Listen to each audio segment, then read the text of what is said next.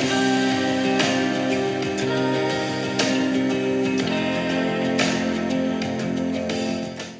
we are here to discuss the integration of life skill education in National Education Policy 2020.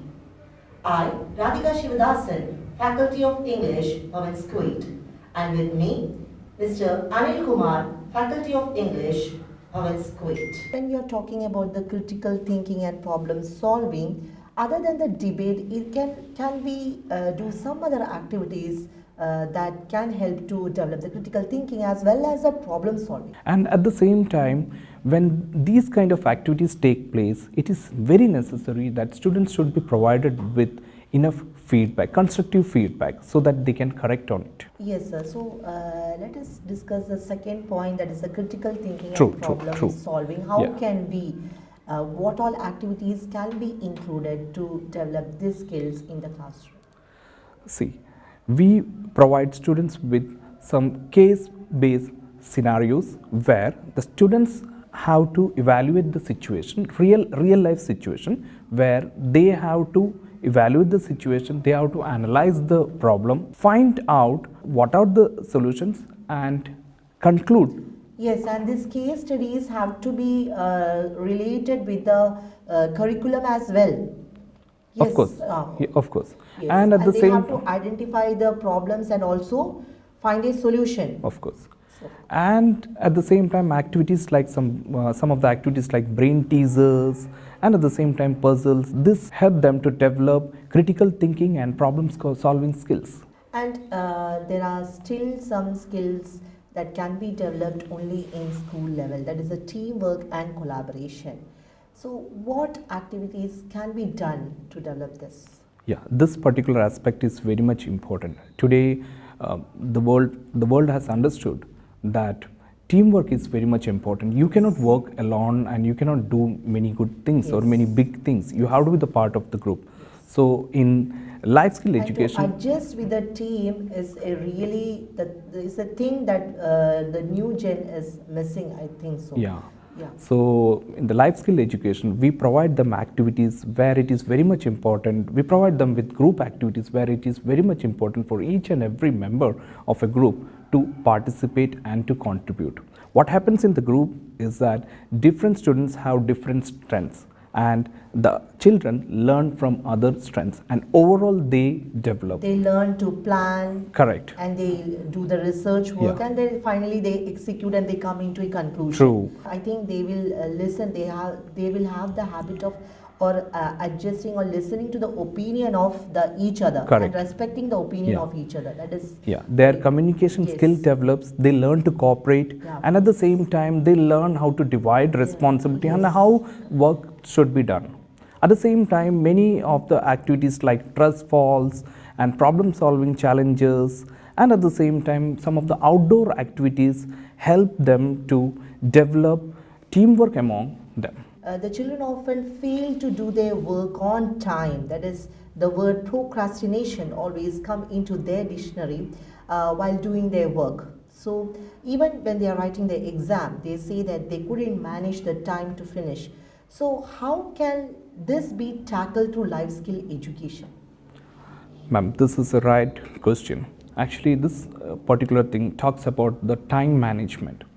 What happens that most of the students, they don't plan well. So here in life skill education, we encourage students, we train them how to manage time. We encourage them, the students, by asking them to maintain a journal, a daily planner. Oh, daily planner, okay. And where they are going to register all their tasks and they will prioritize which task is important and which task should be done first.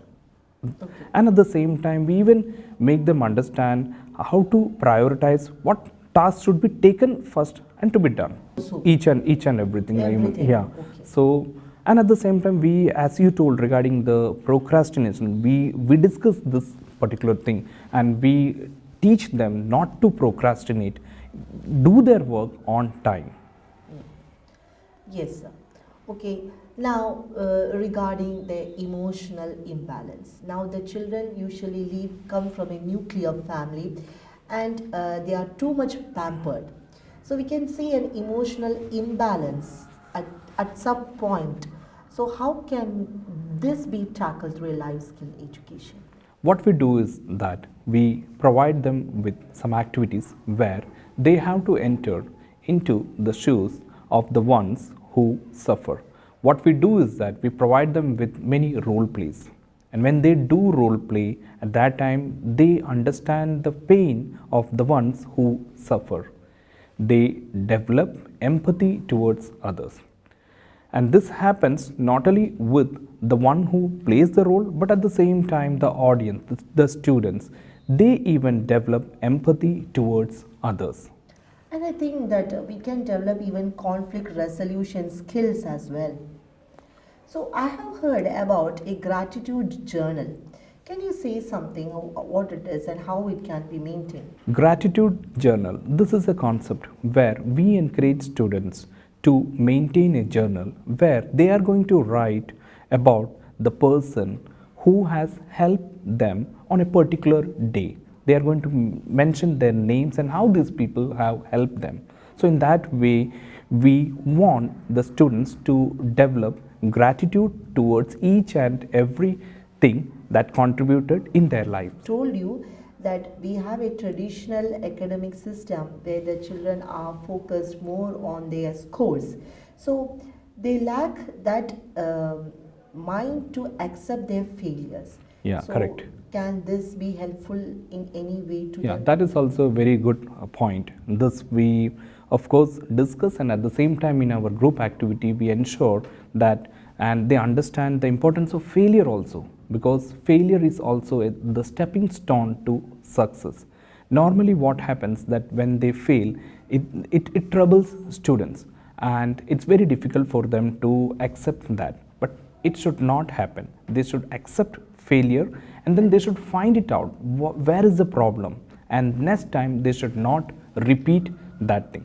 So we develop the activities where we make them aware that they should improve the next time, whenever the next activity when they get it, improve on that and work on that. Not only that, sometimes we even introduce concepts like change simulation. Now in this concept what happens that things are planned and the students are adjusted with the already pre-planned things. What we do is that we change the end and we ask them that what if the thing which you have planned, other than that, if something else, would you do it? Would you mind changing the end?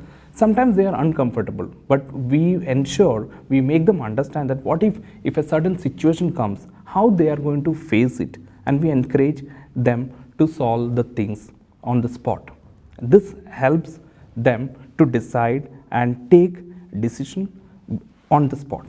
Yeah, of course, and I think it will develop their flexibility and adaptability as well. True. Now, regarding the leadership and the decision making. Yeah. When a student has all these skills which we discuss, the last thing which a student should have and should develop is leadership. What we do is that we provide them with a lot of activities and we ensure that this leadership skills should be developed in them. What we do is that we select monitors, captains, managers for different projects. What these leaders do is they take their plan when they assume their position. After that they plan, they delegate, and they take the responsibility and they execute the plans properly. In that way we try to develop leaders among students. So it will facilitate discussions even on the ethical leadership and the consequences of the different choices as well. Of course. Sometimes we even discuss topics where the students have to select between the things which they like and the things which are morally or ethically correct. Right, yes. We make them understand that to be a leader, they have to decide and then they have to stand with the correct, with the truth. Compromise with their choices at should at not. some point to stand with the right. They Yes. should stand with the right. Okay, sir. That was really a wonderful thing. Now, this all activities, I think, should be, we cannot take all the activities to all the classes. So, it should be tailored to suit the age, interest, and the learning styles of students. And they provide a valuable opportunity for experiential learning and life skill development. Now, thank you, Thank sir, you. for sharing your insight on this important topic. And it is clear that integrating life skill education into the curriculum as per the National Education Policy 2020 holds immense potential for shaping the future of education in our country. Yes, you're welcome. It was my pleasure to contribute to the discussion. Thank you for having me here. Thank you, Thank ma'am. you, sir.